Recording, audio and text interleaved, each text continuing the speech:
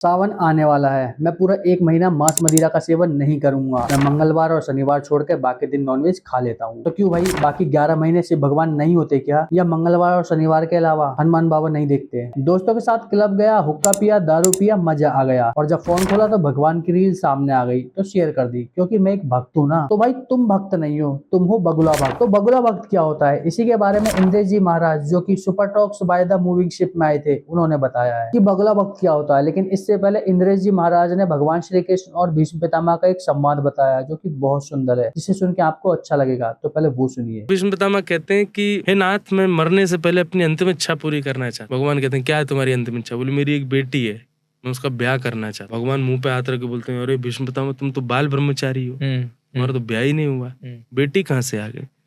तब भीष्म पितामह कहते हैं, बोले आपने हर मानव को बिना ब्याह के एक बेटी दे रखी है। क्या? बोले मत्ती। बेटी कौन? जो पिता को अपने इशारों पर नचाए, अपनी इच्छा पूरी करवाए पिता से, वो बेटी। हमारा मन ही तो सारी इच्छाएं करता है, मुझे ये खाना है, मुझे ये पहनना है, मुझे वहां जाना है।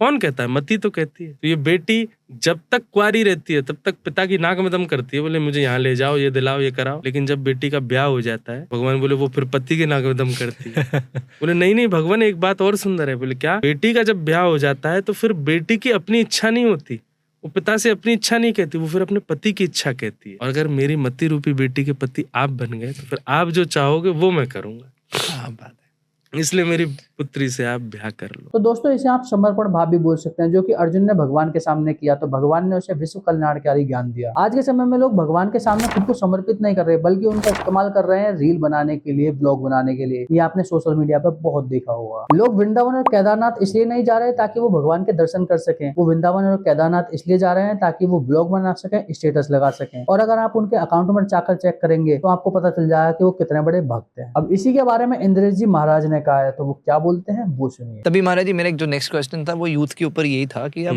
जो यूजुअली जो एक सिनेरियो है वो यही है कि जैसे ट्यूसडे आया तो यार नॉनवेज नहीं खाना, नवरात्रि आई, अभी सावन आएंगे तो यार अब तो पूजा करनी है, तो हमें कोई गलत काम नहीं करना। किसी की अगर मानिए गर्लफ्रेंड है तो आजकल जैसे एक गर्लफ्रेंड है तो लोगों ने किया कि यार हमारी 2 गर्लफ्रेंड हो गई। तो अब लोग ऐसे भी होते हैं, और दूसरी तरफ जब घर जाएंगे तो आपकी रील्स को भी रीशेयर कर देंगे कि भगवान ही सब कुछ है। तो जब कोई ऐसी चीजें करता है तो क्या भगवान उसकी भक्ति को एक्सेप्ट करते हैं? बगुला भगत बोलते हैं ऐसे। बगुला भगत की कथा सुनी है? एक बगुला होता है, उसको इंग्लिश में क्या बोलते हैं मुझे पता नहीं। बगुला पागल कहते हैं? नहीं, बगुला एक पक्षी होता है। अच्छा, पक्षी होता है। वो एक पैर से खड़ा रहता है नदी में। अच्छा। कम पानी जहाँ होता है वहीं खड़ा होता है, और एक पैर से खड़ा रहता है। तो ऐसी कथा आती है कि जब वो एक पैर से खड़ा रहता है आंख बंद करके, तो मछलियां कहती हैं ओहो कोई महात्मा आए हैं, चल प्रणाम कराते हैं। मछलियां उसके आसपास घूमने लगती हैं, बोले हाँ आज हमारी नदी में कोई महात्मा आए, देखो तपस्या कर रहे हैं एक पैर से खड़े होके।